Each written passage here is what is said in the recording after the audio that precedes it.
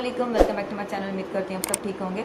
आज का व्लॉग थोड़ा सा मुख्तलिफ होने वाला है, वो इसलिए कि आज एक पेशेंट के बारे में बात करें। वो पेशेंट हैं भी और नहीं भी, और थोड़ी सी फैमिली काउंसलिंग और थोड़ी मैरिटल काउंसलिंग के हिसाब से बात करूँगी आज। और थोड़ा सा जो सिनेरियो आजकल देखने में आ रहा है और जो चल रहा है, थोड़ा उसके बारे में भी बात करेंगे कि मैरिड और अपने हस्बैंड को लेके आजकल की बच्चियों का क्या पॉइंट ऑफ व्यू है। वो जो लड़की थी उसकी एज 27 ईयर्स ओल्ड थी, उसको ऐसा कोई मसला नहीं था। उसका प्रॉब्लम अब सिनेरियो कुछ ऐसा हो गया कि उसके ससुराल वाले भी और उसके मेके वाले भी, वो सारे ही वहाँ पे पहुँचे और उसके बच्चे को उसके ससुराल वाले लेके आए थे कि इसको ये मसले आ रहे हैं, ये मतलब रिजिड बिहेव रख रही है, कोई फास्ट बिलीव है इसके, मतलब ये बिल्कुल मतलब वो शेक नहीं करती और शेक मतलब इस तरह की मानती नहीं है, बात को समझती नहीं है।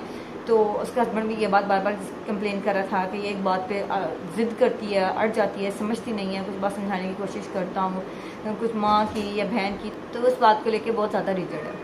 तो अब उसके हस्बैंड का ये भी कहना था कि ये बहुत ज़्यादा टच में रहती है अपनी मदर के, और मतलब एक माँ के साथ टच में रहना बुरी बात नहीं है, मगर इसकी मैंने कई दफ़ा इसकी बातें ये सुनी है कि इसकी माँ जो है वो इसको अपनी फैमिली को लेकर चलने के मुख्तलिफ तरीके बताती है जो कि पॉजिटिव नहीं। उसके हस्बैंड वेल एजुकेटेड है, इंजीनियर है, फैमिली बहुत अच्छी है, मतलब उसके मुताबिक लड़की के मुताबिक फैमिली बहुत अच्छी है, सब ठीक है।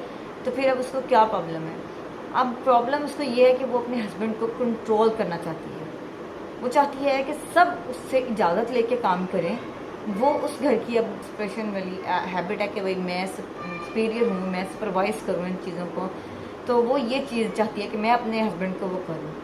तो वो उसका हस्बैंड अब उसकी मतलब वो कहता है कि भाई मुझे मियाना रबी का हुक्म है, तो मैं मियाना रबी से चलूँगा, मैं अपनी माँ को भी रखूँगा, अपनी बीवी को भी रखूँगा। तो उसकी माँ जो है उसको कहती है कि उसको मुख्तलिफ तरीके बताती है कि हस्बैंड के मुताबिक उसने कई दफ़ा सुना है, तो वो पॉजिटिव नहीं होते। उसको बताती है कि भाई तुम ऐसे कंट्रोल करो, तुम ऐसे ये वाले काम करो, तुम ऐसे ये बिहेव करो, तुम सो जाया करो, तुम ये कहा करो मेरे सर में दर्द है, मैंने काम नहीं करना, मुझे ये मसले हैं, रिजल्ट हो जाया करो कि बात माना ना करो उनकी, तुम्हें ज़्यादा कुछ कहीं तो इधर घर आ जाया करो। आए दिन के ये लड़ाई झगड़े। अब बात यहाँ पे अब ये होती है कि उसको ऐसा तो कोई साइकोटिक मसला है ही नहीं, कोई टेंशन नहीं, कुछ नहीं, सेहत भी बिल्कुल ठीक थी। हमने जो उसको उसके पेरेंट्स को जो जबकि उसका मेंटल स्टेट एग्जामिनेशन जो कह लेंगे, उसके पेरेंट्स, उसकी इंटेक्ट, उसकी मेमोरी, उसकी हर चीज़ वो बिल्कुल ठीक। तो अब मैं ये भी बात बोलूँगी बच्चियों से भी कि जो उनकी शादियाँ हो रही हैं या जो अपने घरों में जा रही हैं, आप अपनी सुपरविजन्स वाली आदत छोड़ें। आप ये भी देखें कि भाई उस पर सिर्फ आपका तो हक नहीं है, उसकी ज़िंदगी में आने वाली पहली औरत उसकी माँ है। आप उसकी माँ को लेट डाउन तो नहीं कर सकते ना। अगर उसकी माँ आपके साथ अच्छा है तो आपका काम है, अगर वो आपको रिस्पेक्ट दे रहे हैं तो give back to respect. Give and take का रिलेशन होता है रिस्पेक्ट का, चाहे वो मियाँ बीवी है, चाहे वो कोई भी रिश्ता है। तो जब उसमें कोई स्ट्रेचिंग नहीं है तो आप उस चीज़ को क्यों लेके चल रहे हैं ऐसे।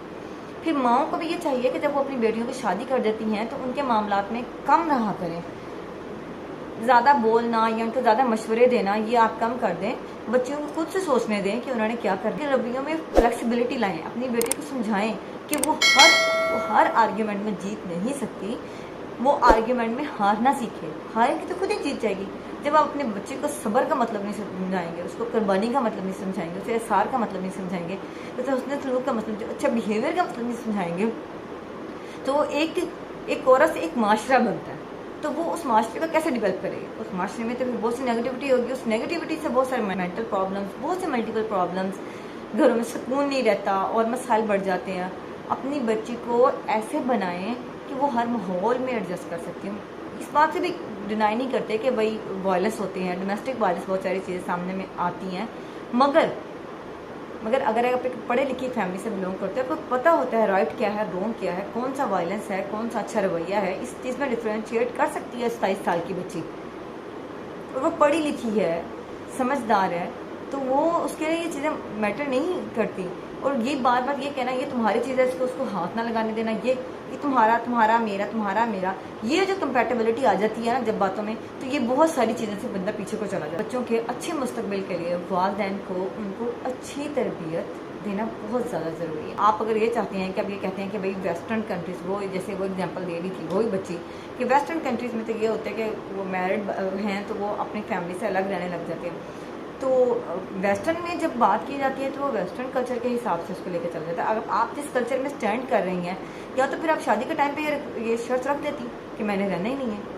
شادی کے ٹائم پہ تو سارے پیرنٹس نے بولا کہ بھائی جناب صاحب یہ رہ سکتی ہے, ہماری بچی تو بہت سمجھدار ہے, ہم تو خود کمبائن فیملی میں رہتے ہیں, ایسا کوئی مسئلہ نہیں. جب آپ یہ کہہ کے اگلے بندے سے اپنی بات منوا رہے ہو, غلطی تو پھر آپ کی ہے, مسٹیک تو پھر آپ کی ہے, آپ اس چیز کو قبول کرو. اپنے ہسبینڈ پہ کبھی بھی یہ نہ کہیں کہ ہم نے اسے کنٹرول کرنا ہے, اپنے آپ کو اور اس کو جگہ پہ رکھا کریں. ایز اے مسلم اگر آپ بات کر لیں تو آپ یہ دیکھیں گے کہ اللہ تعالیٰ نے بولا کہ اگر جازی خدا ہے جو شوہر ہے, ٹھیک ہے, یہ بولا گیا کہ اسلام کے پرسپیکٹیو سے اگر دیکھا جائے تو, کیونکہ وہ مسلم تھے تو ہمیں انہیں تھوڑی سی اس پرسپیکٹیو سے سمجھانا پڑا.